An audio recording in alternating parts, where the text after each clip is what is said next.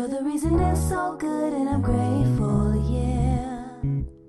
So I just wanna thank you for all you do. Dreams come true with you and I love it. I hope you know you're something special.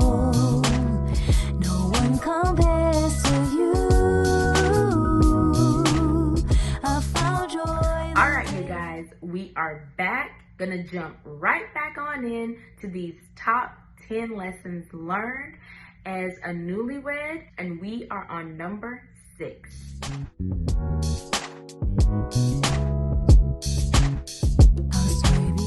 Laughter is medicine and glue.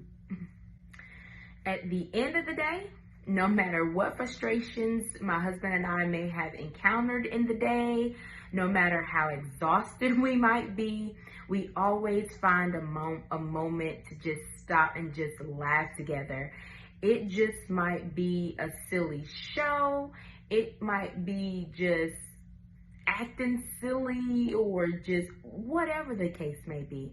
But we just take a moment to just laugh together, okay? It is medicine for us, and it is the glue that binds us. I like to say that one of the things I really love about my husband and our connection is this spirit of joy that God has given us. And for both of us, what's very similar in how we handle and cope with life is laughter. I know for me, most anyone that knows me closely knows that I'm a smiler and a laugher. I laugh and I smile all the time, and that is just how I deal with life. In a recent or a previous video, I talked about when my brother passed and how God helped me to cope with it, and I couldn't wake up to like spiritual stuff or listening to music or anything like that. Nothing. None of those things gave me the internal like peace I needed at that moment. But the only thing that I could wake up to was I love Lucy. I love Lucy, you guys. And I always say that just because I know that God has given me a spirit of joy. Like, it is just something that is engrossed in me. And whenever life gets challenging and it gets tough, it's just, there's the way that I cope is through laughter, finding a reason to laugh, which is why I always encourage individuals at the end of all of my videos to stop, take a moment, find a reason to laugh and keep smiling. I know for me, it is what keeps me going. And for my husband and I, he's the same way.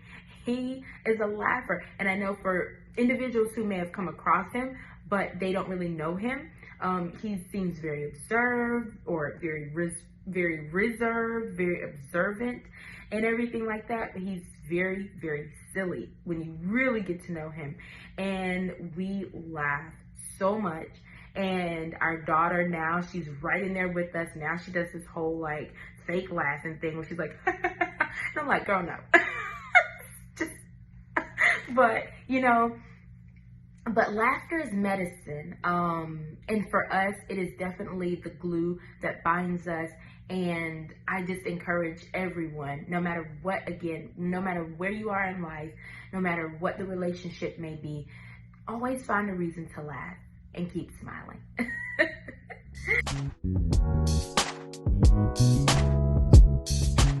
Number 7, remember you are both human.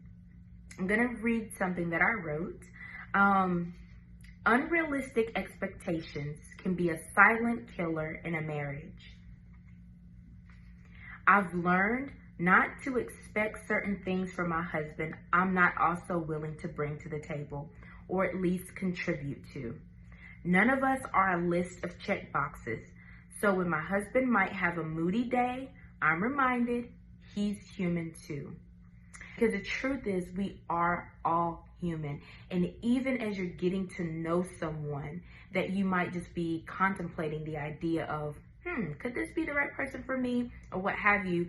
In our minds, we already have a perception sometimes of exactly what we expect the other person to be, the things we expect that they should be saying, the type of demeanor we expect they should have. We just have all these perceptions. And so we start to create all these check boxes, and it's like, okay, you do that, check. Okay, you like that, check. Okay, you go to church, check. Okay, you speak in tongues, check. Okay, all these things that we expect the other person to be, to say, and all of these things, without thinking to ourselves, what if the other person is just looking at me as a list of check boxes, and I'm not checking off all of the boxes for them? And so now they're looking at me like I'm the wrong one. And now you're discounting the human, the person that is before you, and allowing them to be human while you are also human. And it is a given that anytime there are two individuals in the same space, there is never going to be 100% agreement on things or seeing things eye to eye. You're going to be moody. The other person's going to have moody days. It just is what it is. And so reminding myself that, Dia, you're human and he's human. So sometimes you just have to get over stuff, you know? You have to let a person be the human being that they are, and then be able to have those moments of communication. Find those moments to laugh. Be able to keep your eyes on your own paper. What uniqueness about the two of you helps you to get over these very human moments? Now let me put a disclaimer here, okay? To say this does not, and by any means, justify or give any kind of justification for anyone being abusive with their words, or being hurtful in any form of fashion. That is a no. Okay, that is a no. But this is just speaking to the fact that we are going to make mistakes. We are not going to be perfect. Your spouse is not going to be perfect, and neither are you. Okay? So even when your spouse may say something to you like, hey, I think you could have handled that differently. Listen, you not on your game today, you know? Can we not be so messy? And you're like, me? Messy? No. You know what I'm saying? We're all human. So allow those human moments, and not be so hard on yourself, and not be so hard on your spouse or the individual that you may be in a relationship with. Allow them to be human, because it's those moments that really, really, really help to define, you know, who you are, who they are, and then find those moments where, yeah, these are places, these are some places of challenge where we can work to get better, but there's no pointing fingers and judgment. So yeah, just remembering that we are all human.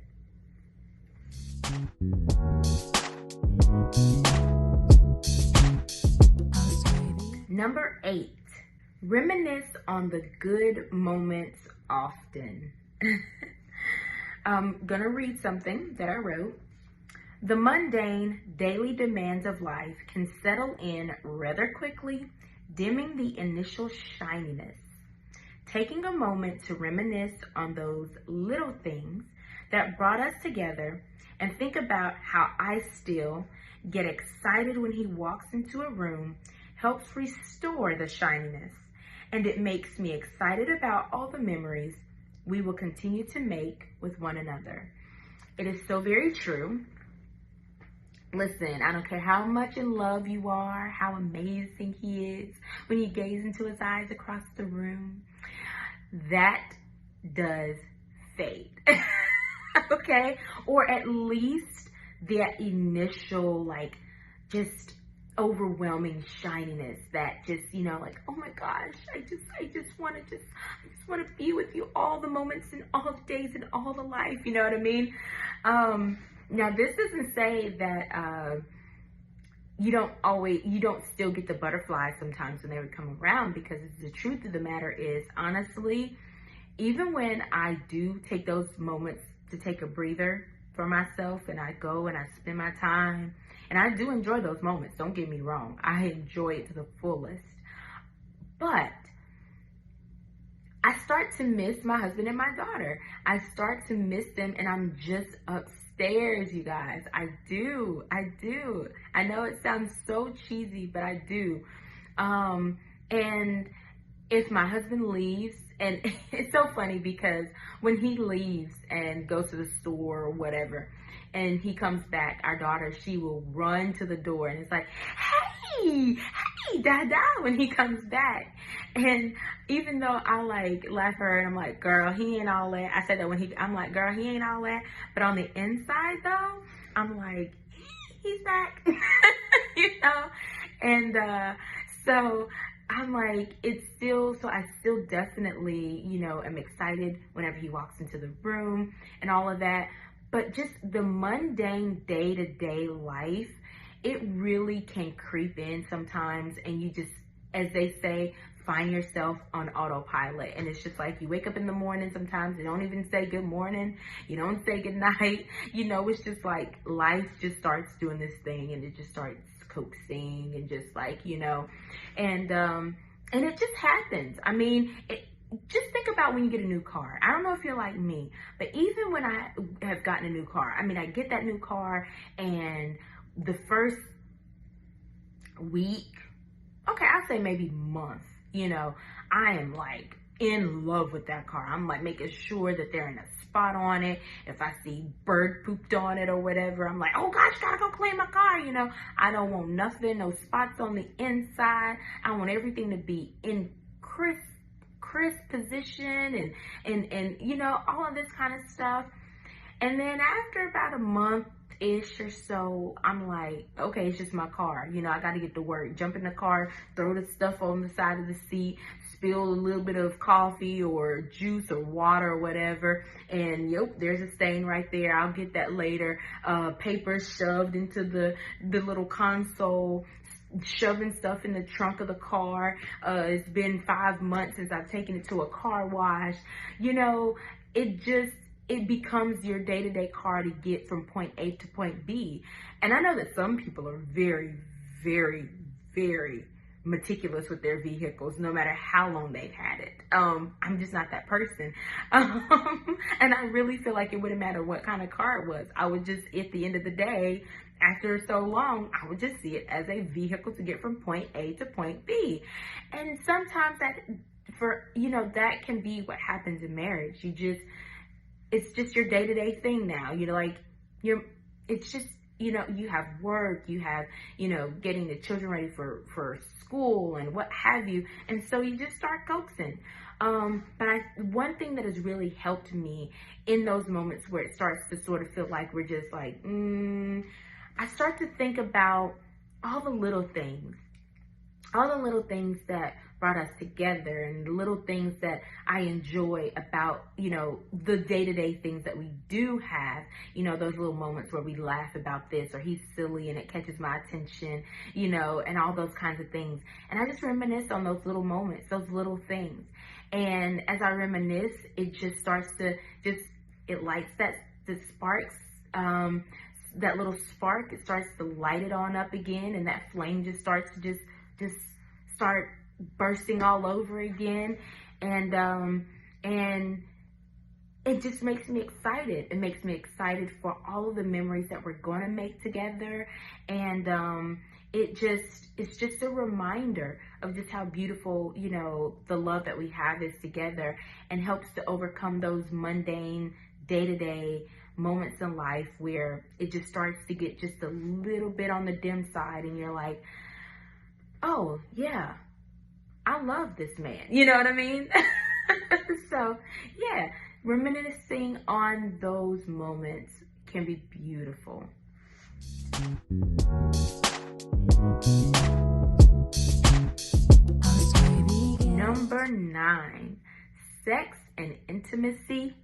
matters, okay?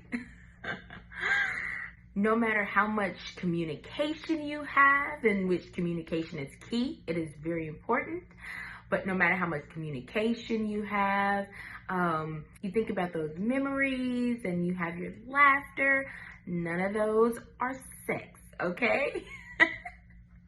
I'm gonna read something that I wrote. I know that we all have different love languages and require different needs to keep our love tanks full. But I've come to realize that sex and maintaining that deep level of intimacy is super important, especially when you throw a kid in the mix. Otherwise, you're just living with your homie and friend, not lover. I'm excited that I get to live with my best friend and have sex with him too. So you guys, I know that I've talked about a lot of things and all of them are extremely important, but I would be remiss if I did not mention the importance of sex and intimacy. Listen, if you're not talking, it's terrible and there's a problem. If you are not laughing together, there could be a problem. If you're not having sex with your partner, there is a problem, okay? And it could be different things that could be the problem. Like literally, maybe someone is ill and just cannot perform. And these are the moments where it's absolutely important that you have all of the other things in place, because there will be moments where recovering from a C-section took a moment. We had to be good on all the other fronts. Otherwise, that could have been a huge break in our relationship. Thank God we were okay in the other fronts. And that communication was key. So it's like, okay, babe, right now, but give me a minute, okay? But if you are not having sex and, someone is not ill or what have you, and you are noticing that time is just going on and on, there may be something that could be an issue that needs to be discussed. And I know, even in our relationship, in which I'm not going to get in all the details, okay? So, we ain't finna do that.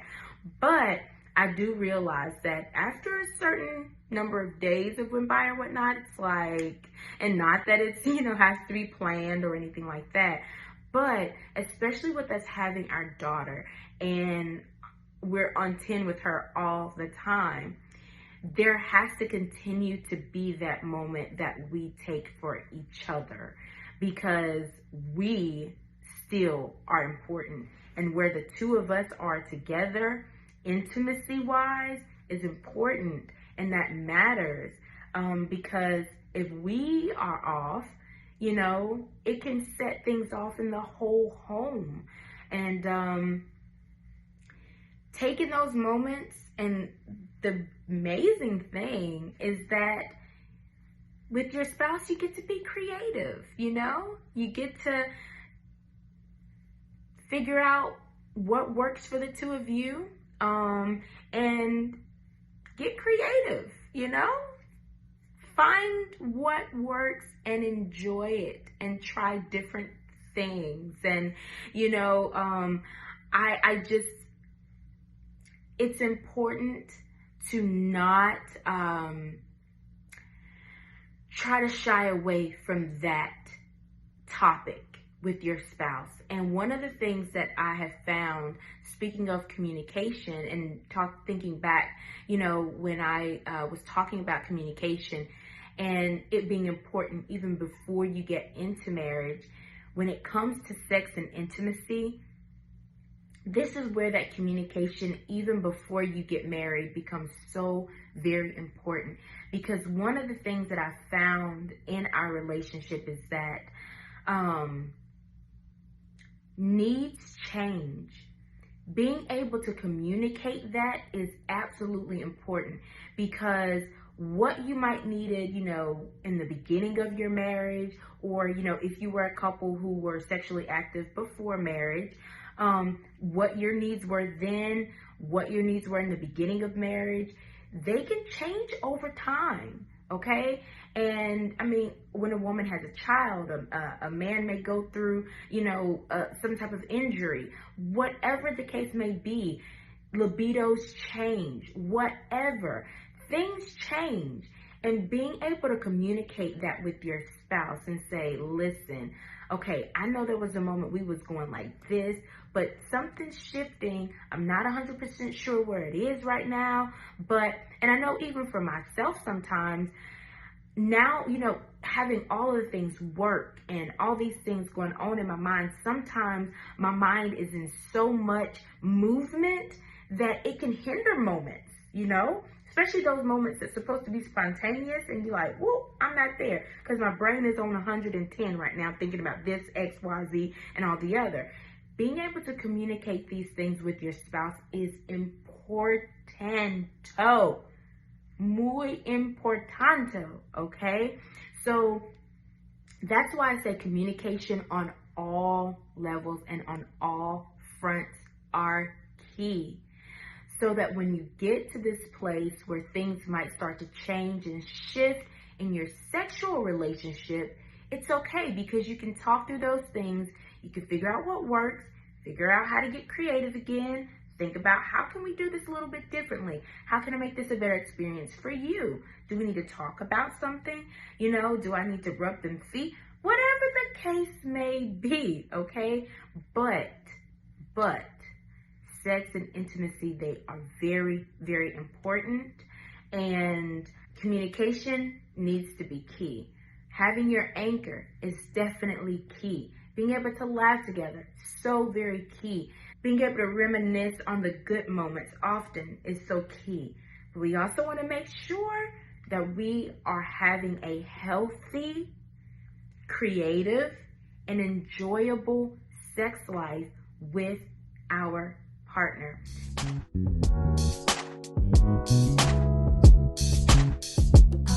And number 10, finally, choose joy, choose peace always. As the saying goes, choose your battles. This is a very healthy practice. Not every little grievance deserves a soapbox. I've decided, regardless of the issue, to always choose joy and peace and approach every conversation from that place of peace rather than irritation.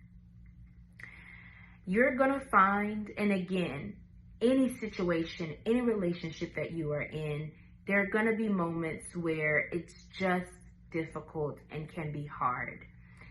But at the end of the day, you have to make a choice to always choose peace and choose joy. And that's what I've decided to do in our marriage and in our relationship and as a family as a whole. Because if we make a decision to allow irritation to drive us and to allow those moments where things get a little bit rocky to drive us, it can really just create such a disturbing atmosphere in your home, one that is not peaceful. And I don't want that. I want to always know that when we come home from whatever places that we come from in the world, whether we come from a beautiful trip or whether we coming home from work or even from just the grocery store, where we can come into all sorts of things on the outside. When we come home, there's always an atmosphere of peace. And so we have to choose that. And when you are, living with someone and there are moments where there are grievances and there are things that need to be discussed, sometimes you truly do have to learn to choose your battles. And I know that people say that, and I know for me sometimes it's like, well, how do you choose your battle? And that can be difficult sometimes to decipher because, if it really is bothering me, then that's a battle that I need to discuss. one of the things that has helped me and had learned figuring out what battles to choose, especially when it comes to my husband, is, as I've mentioned before, at the end of the day, we always find some moment to laugh together. Like I say, we might sit down and watch a silly show or whatever, but we always find a moment before the day ends to just laugh. And it's not like a scheduled time. We just do. It just is what it is every day. We are laughing together every single day. And I know when something is wrong to the point that I need to make it an issue for us to talk about, when I cannot laugh with my husband. If he's trying to be silly, or, you know, we are watching something and I know on the inside I am so upset about something or so disturbed about something that has happened that I can't laugh with him, that's when I need to discuss it with him. That's when I know I need to go off by myself, get at peace with myself, with the Lord, anchor myself, have that oneness, figure out, Dia, what is the root of what you're dealing with? What is the root of what's causing your upset feelings and emotions? And then discuss that with my husband. So then we can have that moment of communication and healthy resolve.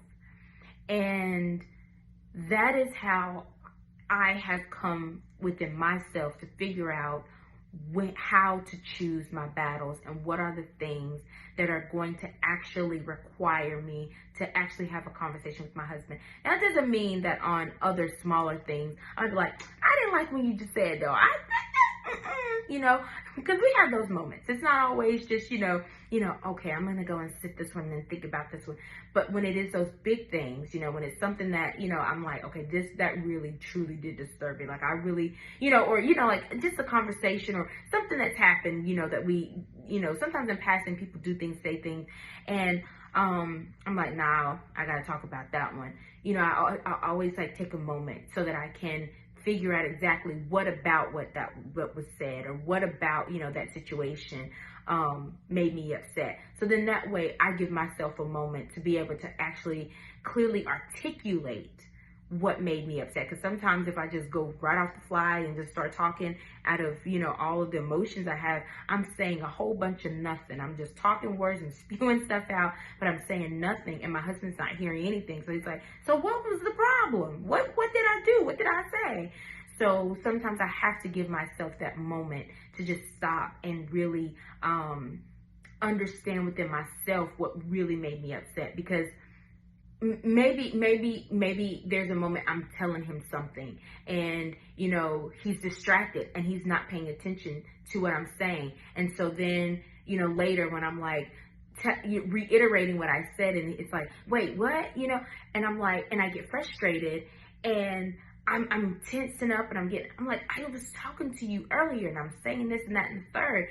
Well, if I take a moment sometimes to sit back, I might realize that it wasn't just the fact that he wasn't listening, but maybe you felt rejected. Maybe you felt like he was putting you off and not, you know, giving you rejecting that time with you or what have you. So sometimes when I sit back and I really think about, you know, what about the situation made me upset, it helps me actually get to the root of what really made me upset about it. And so, but that's how, you know, I have learned to be able to choose my battles. A lot of the times when I cannot laugh with him, I know something's wrong. And I in those moments, I make a decision for us to talk through those things and, you know, do it in a peaceful way. And then find a way to come back to laughter so that we can be at peace and have joy. Because that is just the atmosphere that I want for our home. Peace and joy. And I want for individuals that come to visit and to spend time with us, for them to also experience peace and joy when they're with us. And so, you guys, that is the top 10 lessons that I have learned so far as a newlywed. I hope that something that I said in these two videos have encouraged you, inspired you, resonated with you. And I would love to hear from you if there was something specific that I said, or maybe you have lessons that you have learned that you would like to share with me and that community. I would love to hear from you. So leave a message in the comment section below. I'd love to hear from you. And I hope that you all will celebrate with us in this beautiful, beautiful month that we are celebrating. I just pray nothing but goodness and greatness for each and every one of you out here that's taking the time to watch this video. And I want to encourage you, if you have not done so already, I want you to stop, take a moment, find a reason to laugh, and keep smiling. Until next time, and always, stay blessed. You may kiss your bride.